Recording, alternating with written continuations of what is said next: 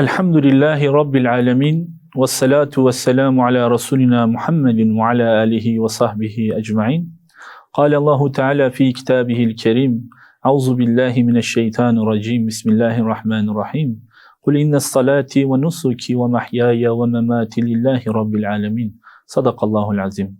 Evet kıymetli izleyiciler, Hz. Peygamber'in dilinden hayata yön veren hadisler programıyla tekrar sizinle beraberiz. Allah nasip ederse bugün de Hazreti Peygamber'in hayata yön veren hadislerinden bazılarını derleyip, farklı varyantı olan bazı hadisleri derleyip sizinle paylaşacağız. Dedik ya, bu hadisler bizim için, sizin için, bütün toplum için, Müslümanlar için kıymetlidir. Nitekim bu ve bunun gibi hadisler sahabe bundan hayatlarına yön vermişler. Örneklik almışlar, ibret almışlar ve doğabilecek belki de sorun sıkıntıları bu hadislerden feyizlenerek önüne geçmişler. İşte biz de bu hadisleri eğer hayatımızın serlevhası edersek, bazı noktalarda bu hadisleri kendimize serlevha edinirsek, belki biz de sahabelerin, Allah kendilerinden razı olsun, onların ulaştığı o ulvi makamlara ulaşırız. Ve biz de Hazreti Peygamber'in belki de yetiştirdiği o sahabeler gibi Allah'ın razı olduğu kullar seviyesine çıkarız inşallah. Onun için iyi dinlememiz lazım aslında, iyi bellememiz lazım ve bu noktada bize ne var dediğimizde bu hadislerden yola çıkarak bu ve bu gibi olaylardan ibretler alabiliriz. Allah kendisinden razı olsun. Ebu Said el-Hudri anlatıyor. Diyor ki Peygamber aleyhissalatü vesselam bize bir gün geçmiş ümmetlerden 100 kişi öldürmüş bir adamın misalini anlattı. Evet, 100 kişi öldürmüş bir adamın tövbesinden bahsetti. Ebu Said el-Hudri Allah Resulü'nün şöyle söylediğini nakleder. Geçmiş ümmetlerden bir adam vardı ve 99 tane insanı öldürmüştü. Tabii ben bu cümleyi tekrar ederken içim her ne kadar yanıyorsa da dil çabuk döndürüyor bunu. Ne demek 99 tane insan öldürmek? Dil kelimeleri çabuk döndürüyor ama iç alemimizde az bir cürüm değildir. Hele bugünlerde belki kulağa pek bir şey anlam ifade etmiyor gibi gelebilir ama çünkü milyonların ölümlerini duyuyoruz. Milyonların ölümlerini. Evet, son yaşanan İslam coğrafyalarında son yaşanan katiller, yakılan, katledilen, boğulan çocukların cesetlerini gördüğümüzde belki kulağımız biraz aşina olmuş ama öyle olmamalıdır tabii. Bir insanı öldürmek ne demektir? Kur'an-ı Kerim'de bir mümini kasten öldürmek ebediyen cehennem demekti diye ayet-i kerime var önümüzde. Onun için Allah sizi de bizi de bütün ümmeti Muhammed'i de bu çirkin eylemden muhafaza eylesin. Evet, Allah Resulü diyor ki işte 99 tane adam öldürmüş bir adam vardı. Ve belki cinayet işlemeyi, katletmeyi kendine meslek edinmişti bu adam. Gel zaman git zaman bu çirkefliğin, bu bataklığın içinde boğulduğu sırada Allah onun kalbine tövbe etmesi gerektiğini ilham etti. Ve içten içe büyük bir pişmanlıkla yanmaya başladı. Ne demek? 99 tane kişiyi öldürmüş bir insan ve pişmanlık duygusu saracak içini. Ve derken adam başladı sağına soluna insanlara sormaya. Dedi ki ya beni biliyorsunuz siz. Ben 99 adam öldürmüşüm. Böyle iyi bir adam değilim. Kötülüğü meslek haline getirdim. Ben kötülükte aktif bir adamım. Ancak pişmanım artık. Dönmek istiyorum. Acaba Allah beni kabul eder mi? Bu cürümden sonra, bu günahtan sonra, bu çirkeflikten sonra, bu kadar hak yemekten sonra Allah acaba beni kapısına kabul eder mi? Çalsam kapıyı bana açar mı? Etrafına sormaya başladı. Etrafındaki insanlar dediler ki biz bilmeyiz. Cürüm büyük, günah büyük. Biz bilmeyiz. Ancak eğer öğrenmek istiyorsan falanca yerde bir rahip, bir hoca, bir alim var. Git ona sor. O sana söylesin. O iyi bilir bu işleri. Ve adam hemen hiç soluk almadan gitti adamın kapısını çaldı. Hoca onu buyur içeri etti. Gitti diz kırdı, hocanın yanında oturdu. Hocam cürmüm çok dedi benim. Tövbe etmek istiyorum. Tövbem kabul olur mu? Hoca ilk etapta hemen tabii Allah kendisine pişmanlıkla gelen kulların tövbesini kabul eder dedi. Ancak dedi hocam dedi, ben çok günahkarım. Çok günaha battım. Çok hak yedim. Nedir oğlum dedi. Senin sıkıntın nedir? Hocam dedi, ben 99 tane insan öldürdüm. Hoca bunu duyunca rengi değişti. Benzi soldu. Ne demek dedi. Şimdi sen 99 tane adam mı öldürdün? Evet dedi. Hoca biliyor. İşlediği cürmün ne demek olduğunu biliyor. Bıraktığı boşluğun ne kadar geniş olduğunu biliyor. Sadece 99 adam öldürme gibi dilin üzerinde kolay dökülen bir cümleden ibaret değildir bu eylem. 99 tane annenin ciğerini parçaladı. Ciğerini yaktı. 99 tane anneyi evlatsız bıraktı. 99 tane annenin dünyasını berbat etti. 99 tane belki yavruyu babasız bıraktı. Dünyasını, hayatını perişan etti. Kimsesiz bıraktı, yetim bıraktı, gece uykusuz bıraktı, gözyaşları içinde bıraktı. Hoca biliyor cürmü. 99 tane babayı evlatsız bıraktı. Rüyalarına kadar adamları berbat etti. 99 tane kardeşi kardeşsiz bıraktı belki bu adam. Hoca biliyor. Cürmün ne kadar büyük olduğunu biliyor. Geride bıraktığı vebalin ne kadar büyük olduğunu biliyor. Hoca biliyor 99 tane adam öldürmenin ne kadar büyük bir ak olduğunu, eyvah olduğunu, Allah'ın arşının nasıl böyle beddualarla titretildiğini hoca biliyor. Ve dönüp adama dedi ki, sen 99 tane adam öldürdüğün halde çıkmış karşıma bir de ben tövbe edeceğim. Tövbem kabul edilir mi diyor. Senin tövben kabul olmaz diyor. Adam bu ya. Adam öldürmeyi, insan öldürmeyi kendine meslek haline getirmiş. Hiddetlendi. Şeytan da onu tetikledi. O bizim düşmanımızdır. Zaten fırsat arıyordu. Ve derken bu sözlerine o adam hiç gözünü kırpmadan, bilerek ve belki de isteyerek gitti, orada o hocayı da öldürdü. Sayı, peygamber diyor ki 100'e tamamlandı. Tabii 100'e tamamlandı, ancak anlamamız gereken aslında sayısal bir yuvarlama için söylenilmiş bir cümle değildir bu. İşte 99'da 100'e tamamladı. Yok öyle kardeşim. Mesele şu değil, o değil. Mesele şu, bu adam temizlenmek için çıktığı bataklıktan büsbütün bataklığın içine, ensesine kadar, tepesine kadar gömüldü. Şeytan onun hayır için çıktığı yolu büsbütün küfrün bataklığına koydu. Çirkefliğe daldı, büsbütün dalalete yuvarladı onu. Şeytan onun çıktığı bu yoldan çıkmasını istemiyor. Şu anda içinde olduğu bataklıkta büsbütün onu bocaladı. Ve derken onun için olması gereken, işte sen gittin temizlenmek için de sen bu hocayı da öldürdün. Bir alimin ölümü, bir alemin ölümüydü. Sen en iyisi, Allah seni affetmez. Bu duygu ve düşünceleri ona şeytan pompalamaya başladı. İşte sayı sadece 99, 100'e tamamlanmak için değil. O katilin ruh halinde, şeytanın hile ve desiseleri içinde bu adamın psikolojisi farklıydı. Allah Resulü dedi ki 99 olan adam katil sayısı 100'e tamamladı. Sonra tekrar hayatına devam etti. Ancak Allah onun içine o pişmanlık ateşini yakmıştı bir defa. Adam tekrar günlerini geçirdikten sonra, ya ben ne yaptım? Temizlenmek için gittiğim yoldan büsbütün kire budandım.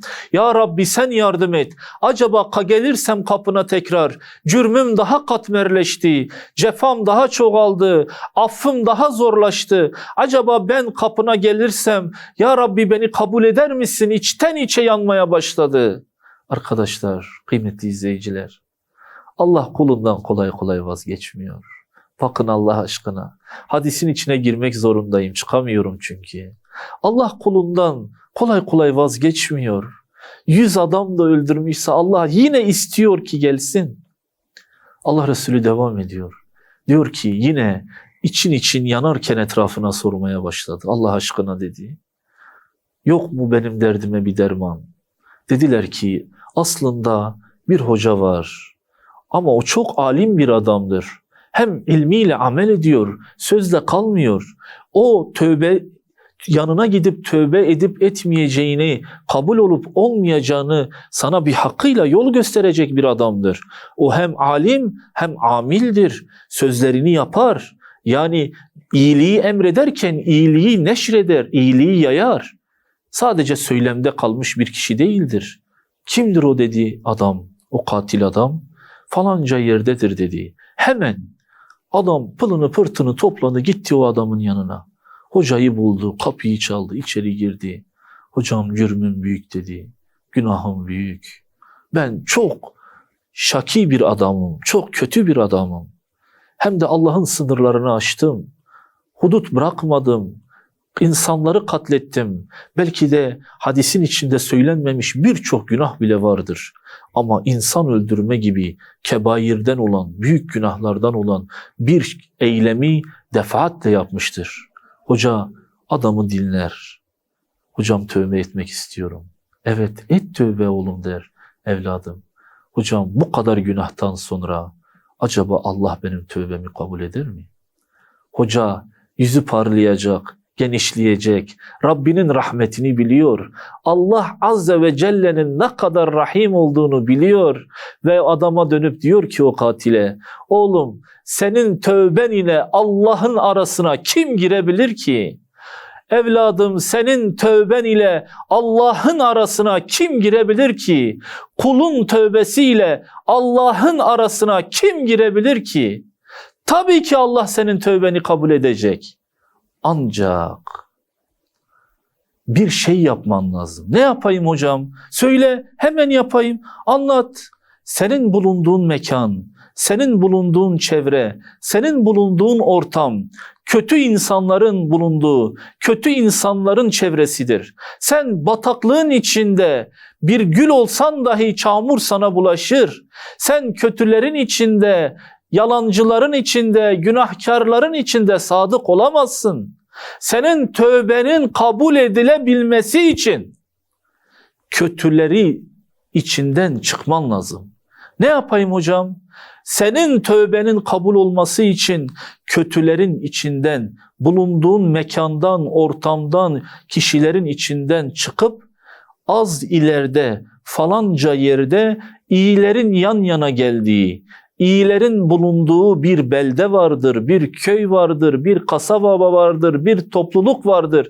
Onlar iyi insanlardır. Onlar Allah'ın razı olduğu eylemleri yapan insanlardır. O insanlar iyilik için çalışan insanlardır. Sen kötülerin içinde olduğun sürece o tövben kabul olmamakla beraber daim olmaz tövbe. Bir an önce tövbenin sahih olabilmesi için iyilerin yanına gidip iyilerle beraber iyilik yapman lazım ki senin tövbenin sıhhat bulsun, senin tövben nasuh bir tövbe olsun. O katil hemen eve gidecek, pılını pırtını toplayacak ve iyilerin memleketine gitmek için yola çıkacak. Hadis-i şerif, Allah Resulü Aleyhisselatü Vesselam söylemezse belki bizde acaba gibi bir şüphe kafamıza girer. Allah Resulü diyor ki adam iyilerin memleketine doğru gitmeye başladığı sırada Allah'ın ona verdiği ecel, mühlet tamamlanmış olacak ve yolun bir bölümünde Ezrail onun canını alacak. Ruh bedenden çıktığı anda gökten hemen azap melekleri inecek, adamın sol kolunu tutup cehenneme götürmek için yeltenecek derken cehennem melekleri o ruhun sol kolunu tuttuğu an rahmet melekleri de hemen peşi sıra inecek, adamın sağ kolunu tutacak ve derken ruh ikisinin arasında böyle bir bocalanacak. Azap melekleri diyecek ki rahmet meleklerine, ne işiniz var sizin burada? Bu adam 100 adam öldürmüş. Biz geldik onu cehenneme götürmeye. Siz gelmişsiniz. Sizin burada ne işiniz var? Rahmet melekleri itiraz edecek. Olur mu diyecek.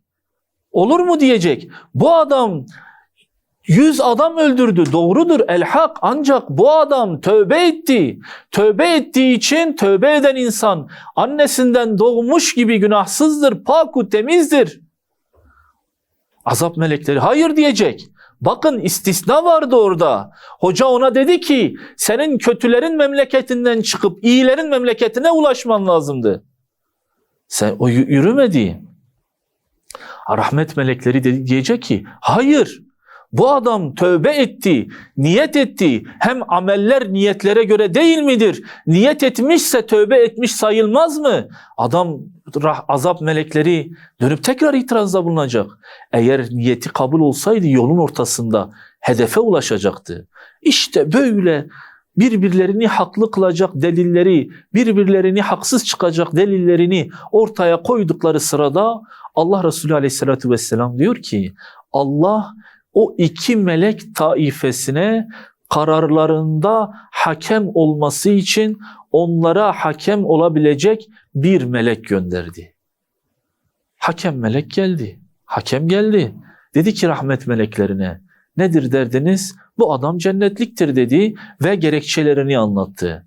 Azap meleklerine dedi, sizin gerekçeniz nedir? O da azap melekleri de kendi gerekçelerini anlattı. Hakem melek dedi ki hükmümü veriyorum, kararımı veriyorum. Kararım şudur, gidin bu adamın çıktığı kötüler memleketi ile gideceği iyiler memleketini ölçün. Sonra merkez noktasını, orta noktasını bulun. Ve bakın o orta noktasından bu adamın cesedi, ruhu çekilmiş olan cesedi eğer ki kötülerin memleketine taraf düşmüşse bu adam azaba müstahaktır, tövbesi kabul edilmemiştir ve azap çekip azap melekleri onu götürecektir. Yok eğer bu adamın cesedi iyilerin memleketi olan iyi insanların tarafına düşmüş ise ceset, oraya daha yakın ise bu adam cennetliktir. Rahmet melekleri onu götürecektir. Hemen uçtular. Ve baktılar ki hadis farklı varyantları var, uzatmayayım. Bir karış iyilerin memleketine doğru düşmüştü adamın cesedi. Hemen rahmet melekleri alıp onu cennetine götürecek. Hadis burada bitiyor. Allah Resulü Aleyhisselatü Vesselam'ın sahabesi ne demek istediğini anlıyorlar. Allah Resulü Aleyhisselatü Vesselam'ın onlara ne gibi bir muamelede bulunduğunu, hikmetinin ne olduğunu çok iyi anlıyorlar. Onun için sahabe aslında fazla bir şey sormuyor. Ancak bazen bizim ihtiyacımız oluyor. Bazen biz biraz daha Allah Resulü Aleyhisselatü Vesselam'dan uzaklaştığımız için, belki de araya söyleyenlerin sayısı çoğaldığı için, bizzat Allah Resulü Aleyhisselatü Vesselam'dan duymadığımız için bazen anlamlandıramayabiliyoruz. Ama sahabe anlıyor. Sahabe Allah Resulü Aleyhisselatü Vesselam'ın tövbe etmenin yan gelip yatmama olduğunu anlıyor. Tövbe etmenin bulunduğunuz kötülükleri terk etmeme olmadığını anlıyor. Yani Allah Resulü diyor ki tövbe mi ettiniz? Tamam, Allah size ikramda bulundu. İşte bu ikramdan sonra Allah'a bir teşekkür haktır. Her nimete bir şükür haktır. Tövbenin şükrü de o tövbe edildikten sonra kalan ömrünün tamamı ister bir gün olsun ister bir dakika olsun iyiliğe yönelmektir, iyiliğe dönmektir, iyilik yapmaktır. Hayatınızdaki gün sayısı kaç olursa olsun, belki bu adam gibi bir dakika, bir saniye, bir gün, bir saat de olabilir. Ancak tövbe ettikten sonra yan gelip yatmak size yakışmaz. Yan gelip yatmamanız lazım. Peşi sıra bugüne kadar aktif kötüyseniz bugünden sonra tövbe ettikten sonra aktif iyi olmanız lazım. Bugüne kadar kötülük için cebinizden para harcamışsanız, alnınızdan ter dökmüşseniz, gözünüzden yaş dökmüşseniz bu saatten sonra iyilik için tövbe ettikten sonra ağlamanız mı lazım günahlarınız için? Ağlayacaksınız. Hayır, hasenat mı yapmanız lazım malınızla? Yapacaksınız. Koşmanız mı lazım fakir fukaraya? Allah'ın rızasını kazanmak için, Allah'ın dinine yardım etmek için koşmanız mı, ter akıtmanız mı lazım? Yapacaksınız. Aktif kötü tövbe ettikten sonra pasif iyi olmamalıdır. Hatta kişi tövbe ettikten sonra Allah'ın dini için elinden geleni yapmalıdır. Yürümekse, koşmaksa, ne lazımsa. Sahabe dedim ya anlıyor ve bize de anlatıyor aslında. Çünkü biz onları görüyoruz. Küfrün en derin bataklığından çıkıp böyle imanın gömleğini arınlarına kadar, tepelerine kadar taşıyan Hazreti Ömerleri biliyoruz. Küfrün derinliklerinden çıkıp hırsızlığın veya çirkefin kabilesinin kötülüğün içinden çıkan Ebu Zer gibi sahabeleri biliyoruz. Sıdk ve zühte zirveye çıkmıştır bu adamlar. Onun için Allah Resulü'nden ne demek istediğini onlar anlıyorlar. Aslında çok söze gerek yok.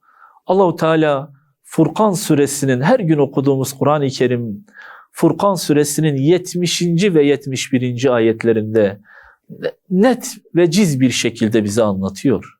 70. ayette Allahu Teala Furkan suresinin şöyle buyuruyor.